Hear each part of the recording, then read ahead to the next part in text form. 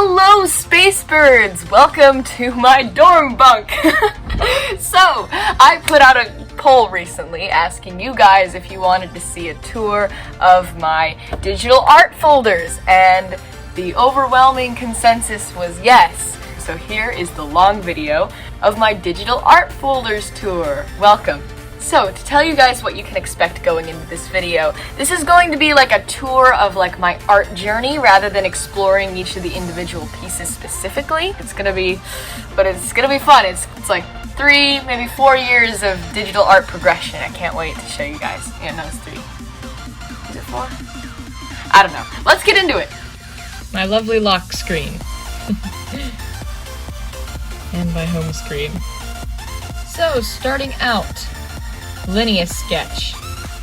I know it looks like I didn't, but I swear I did have some artistic experience before I went into this app.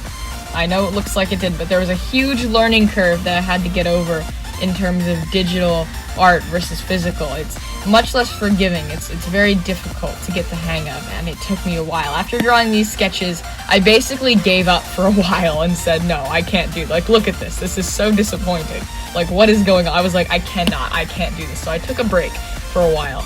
In the middle of the break, there was like a playing around stage where I was like drawing my comics and like some characters and whatnot, like on the digital art, even though I didn't really like how they looked. I was just still playing, which was a good thing to do, by the way. It's a good thing to do that because it made me realize that, hey, maybe I'm not so terrible. My original favorite medium back then was whiteboard drawing, and I still do it a lot. I learned a lot of my like cartoon experience from just drawing things over and over again on a whiteboard and erasing them. So yeah, I basically took those whiteboard sketches and then transferred them to digital art. Holy shit, is that Steve Tony? Here's something that I think is interesting. An early design for my Airlocks and Aviaries YouTube channel. Coming out of the playing around phase, I went into a road trip with my family, and then we have the Great Awakening. I created this piece of digital art while I was bored out of my skull of these original characters, and I was like, oh my god, I could actually create something that I like? Like, now this looks bad, but back then, this exploded my brain. So I just kept going. And shortly after these sketches were drawn on that same road trip, I realized my bisexuality, which I created this piece in commemoration of that, which actually doesn't look too ridiculously bad considering the time. Then I made some Star Trek fan art, and oh my gosh, look at that! The original icon for my channel! So I drew some Lord of the Rings fan art, a couple of memes, and then that's when I discovered Procreate. Now, this app is magical, but back then I did not realize that. So the first thing I did back then, about a year ago, I opened the app, and I was like, okay, let's try some things out. And then I tried to make fan art for this character, and I was like, I cannot do this. So I just played around with all the fun brushes they had, and then I gave up again. There was a lot of giving up and restarting in my process. But thank goodness I decided to keep going, because soon after I made a couple tries with this drawing, I created this. Now, this drawing of Spider-Gwen is not my best drawing, but back then, this blew my mind, and it gave me the inspiration I needed to keep going. So I made some more pieces, and I got addicted, and then I just sort of kept going. This was a drawing I was not proud of. It's an original character. Self-portrait, and does that say unfinished? Oh, I guess it stayed unfinished forever then. This is a piece that I was proud of back then.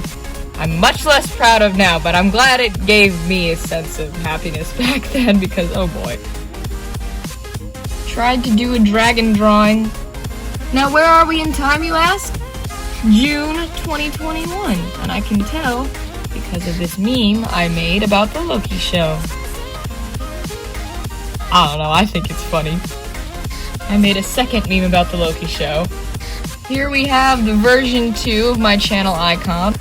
We're in August now, and I have this, like, fan art of gender-bent Eddie Brock from Venom. I don't know, I think it's Steve Tony art that I'm not proud of. Please don't look at it.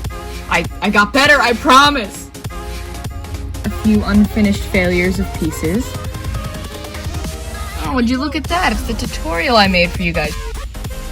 This is an old piece I drew while my roommates were using the TV and I had nothing to do. And I'm still proud of this one. A whole lot of unfinished sketches. Abstract vomit, I guess. Then we have my art redraw, which I'm realizing now is rather recent. I drew this picture of a train window as I was looking out a train window. Then I made this ridiculous video. It's just a funny little video. And I accidentally discovered, like, this art style that I didn't even know I had in me. And it was because I made this sketch for the video. And then I sent this sketch to my brother. And he said, "You should color that." And I'm like, oh my god, you mean to tell me that I can just color a sketch without doing line art? And he's like, yeah. And I'm like, oh my god. And so I did. And I was like, yo! Then we have this piece, which I'm the most proud of. Look at this. I did gay shit. I don't know, just ignore that. See, then things took a turn. I made this, and I was trying to go for the whole coloring in a sketch thing. But the sketchy lines this was a preliminary sketch that I thought was polished because it was such a big piece. I thought the sketch would be polished enough maybe to like turn into a colored piece, and then I realized that no, this is a mess. This is not ready to be colored. But how do I get that sketchy look without it looking sketchy? And I thought that was an oxymoron, but then I'm like, wait a minute. I could just use my sketch brush as an outline brush and still have that preliminary sketch. Like, I could color it in and stuff. Hold on. I could still have that preliminary sketch, even if it's not, like, you know, perfect. And then I could outline it with that sketch brush so it looks like a sketch, but it's really an actual outline. We have all these GIFs and comics that I posted on my Tumblr. I will link it in the description if you want to see them. Then we have more gay shit that got some serious attention. Then we have a piece I made recently that I am just not proud of. We got more gay shit! Then we have a piece that I'm actually very proud of that I made recently. It's just like a picture of me just existing as myself. Videos, gay shit. Then we have this drawing that I drew pretty recently with like a font that I made out of my own handwriting just for fun. And it was just like, I washed my hands and I really like the look of my hands after I washed them. Like, I like how they're like shiny and like they're kind of like pink, and I don't know, I like the look of my hands after I washed them. And so I decided I needed a lot more practice with hands, so I figured, why not draw them? So I just took a picture and then I used that picture as like a reference to trace. Then we have my most recent drawing. Now this one is not in the same style as everything else. This one is a self-portrait. I made this with like experimenting with some of my older styles. Like, as you can see, it's not that sketchy, like colored pencil style that I was using for the shading and all the other ones. This is an actual blended shading that I hadn't experimented with since, you know, Linea, like as you saw from earlier in the video. But I decided to try it again with a new brush to be using for the blending and a new brush to be using for the outlining, just to experiment, just to try something new. And I made this sitting out on my roommate's balcony, and just like, you know, I had a lot of things in my head, and I was like, I need to do with them what I know what to do with them, which is put them on a drawing. So I did. This is just things in my head turning into a drawing, and it's, yeah, I could explain the meaning behind it. Screw it, I'm gonna explain the meaning behind it.